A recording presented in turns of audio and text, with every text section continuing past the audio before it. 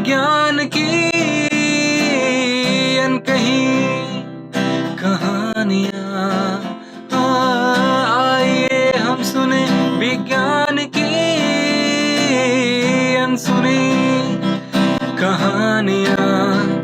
Hello listeners, you're listening to Vigyan Ki Awaaz podcast program on STEM popularization, catalyzed and supported by the Ministry of Science and Technology, Government of India and Media for Community Foundation. Project devised and designed by Dr. R. Sridhar and assisted by Ashish Tiwari. Local coordination and production, Professor Subramanian. Content writing by Priyanshu and post-production by Professor Kaushik P. Kanchan of Garden City University, Bengaluru. Garden City University,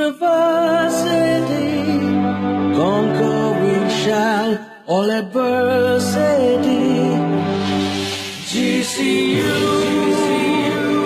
emphasis on life. GCU, emphasis on life. In today's episode, we have Professor Drsaurabh Singh, an esteemed researcher whose interest lies in applying a blend of instrumentation, observation techniques, along with theoretical inference in cosmology. He did his bachelor's in electronics and communication engineering from IIT, Dhanbad, followed by a PhD in astronomy and astrophysics through joint astronomy program at RRI and IISc. He is currently a faculty member at RRI, having completed his postdoc from McGill University, Canada. During his research career, he has focused on studying the universe using redshifted 21 cm line via single element systems and interferometers. So I grew up in Varanasi in Uttar Pradesh and I did my schooling from there. Post which I then joined BTech in Electronics and Communications Engineering from IIT Dhanbad. And this was during later parts of my school and during bachelor's that I thought that astronomy gives you a very nice interface between the expertise that I was gaining in engineering, but using that to answer some of the very fundamental questions of the universe. So I was exploring the ways in which I can work more into fundamental sciences, particularly astronomy. And I came across the Joint Astronomy Program, which is hosted by IASc. It's one of the oldest running programs in the country in astronomy, started in early 1980s. So then I applied for that program and fortunately I got through. So that program entailed me to do 1 year of course in astronomy that really helped me bridge the gap between mostly engineering courses to physics. And after first year of my coursework during PhD, I ended up working in the field of radio astronomy at Raman Research Institute while being registered with Indian Institute of Science. And during my PhD, I then started working on designing very precision experiments to answer some of the crucial parts in our cosmological history. Post my PhD, I then went on to do my postdoctoral research at McGill University, Canada, where I kind of expanded upon my quest for understanding how the universe really evolved to the current state it is by working on state-of-the-art experiments there, something that I continue doing that even when I'm back here. By the end of my postdoc, I saw there was a requirement for experimental astronomy and in general faculty positions here at RRI, which was of course my first choice. So I applied for that and fortunately I got through here. So as of May 2022, I am here as a faculty member at Raman Research Institute.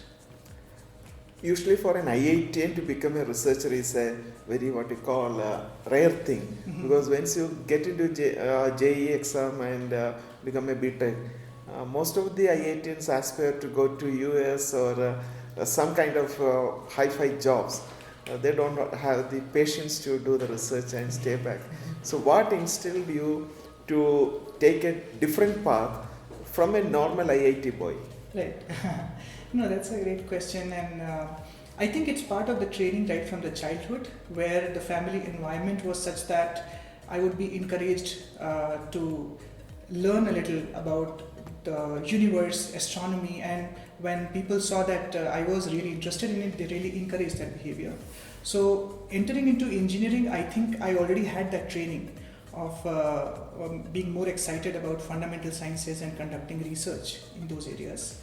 Having said that, the environment of IIT really played a crucial role, though as you rightly said, majority of the people are more job oriented. But you have a very bright peer group, and even if there are few of us who would want to go for more fundamental sciences, you can actually form that group which will help you grow in that direction. So, and then of course we had encouragement of our faculty members back in the college, of course, who helped us guide on how to proceed in this direction. So yeah, and I think fortunately what I saw after a couple of years of job with my peer group, many of them actually ended up doing higher studies because probably they got bored of their more corporate jobs. And many, as of today, many of them are pursuing a PhD or have already completed them. Professor Singh shared how his passion for the cosmos developed over time, starting from his days as an IIT student and eventually transforming into a research scholar.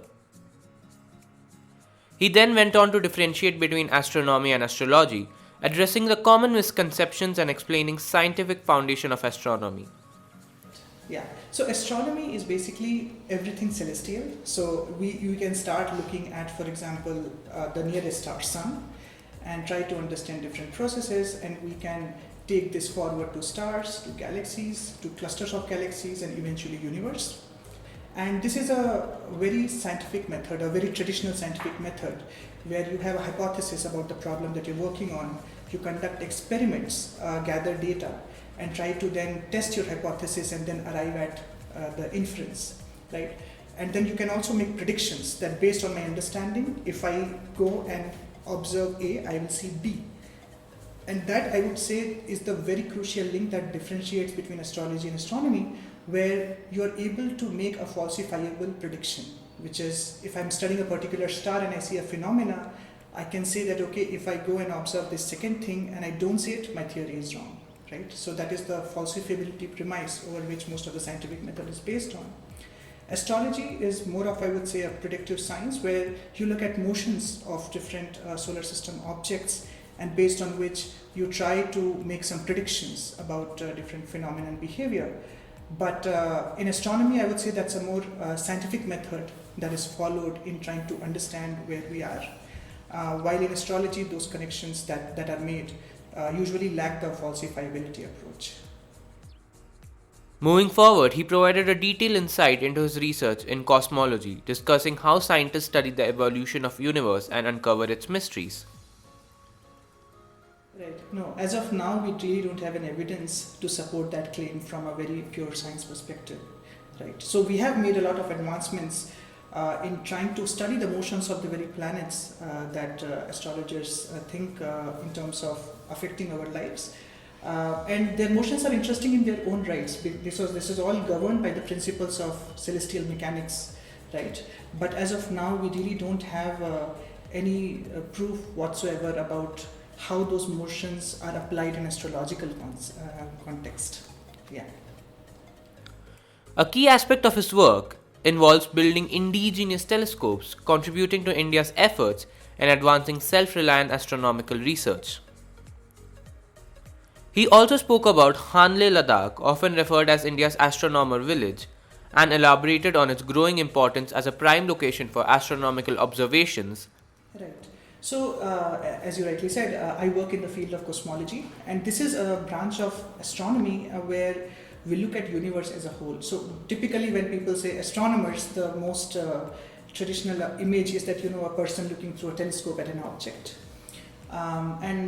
This is true for many branches where you study specific things, but in cosmology we try to study universe as a whole and try to understand different epochs from the very beginning to today, right? So universe, when we go out and see it, we see lots of stars and probably some galaxies in a very clear night sky.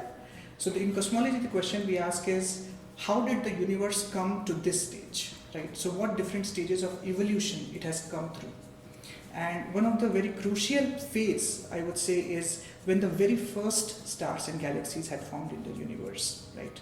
And we have some understanding of typically when it happened in its timeline, but that is exactly where I build instruments and conduct experiments to study that period, which is when these first stars and galaxies formed in the universe and how the formation impacted the subsequent evolution of the universe.